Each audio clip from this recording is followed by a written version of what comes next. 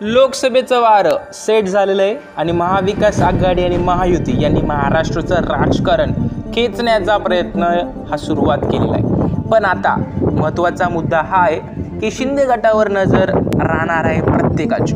शिंदे गट, कारण शिवसेना फुटली गेली, त्यानंतर एकनाथ शिंदे महाराष्ट्राचे मुख्यमंत्री झाले आणि त्यानंतर खासदार असू द्या, आमदार असू द्या, शिंदे गटात आले, शिंदे गट फॉर्म झाला, शिवसेनेचं चिन्ह आणि शिवसेनेचं नाव शिंदे गटाकडे। मात्र यामध्ये फॉर्म्युला महायुतीचा ठरलाय। 32 जागा भाजप, त्यानंतर अजित पवार गट 7 जागा मागत होते पण त्यांना 4 जागा देण्यात आल्या। शिंदे गट जागा मागत होत्या 15 ते 19, मात्र जागा मिळाल्यात त्या 12 आणि ह्यामुळेच आता गेम होताना दिसतोय का शिंदे गटाचा। आणि ह्या 12 जागांवर कोण उभं राहणार आणि कोणाचं तिकीट कापलं जाणार हेच या व्हिडिओमध्ये बघूयात। पहिलं नाव त्या ठिकाणी येतं भावना गवडी यांचं। भावना गवडी प्रामुख्याने वाशिम यवतमाळ मतदारसंघ, भाजप हा मतदारसंघ खेचण्याचा प्रयत्न करतोय। त्या ठिकाणी एका मोठ्या ऑफिसरला उतरवण्याची तयारी भाजपची होती, मात्र शिंदे गट हे जागा देण्यास तयार नाहीये।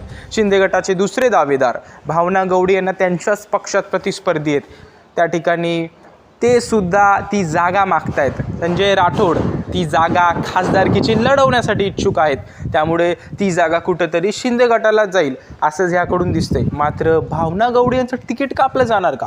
त्यांनी मागच सांगितलं की मैं मेरी झांसी दूंगी नहीं, त्यामुळे हे स्पष्ट होतं की खतरे की घंटी त्यांच्यासमोर आहे। दुसरं नाव येतं ते म्हणजे प्रामुख्याने गजानन कीर्तीकरांचं। गजानन कीर्तीकरांना एक डावललं जाते हे तर दिसूनच येते। शिंदे गटाकडून गजानन कीर्तीकर हे नाव कुठंतरी दुर्लक्ष केलं जाणार आहे का?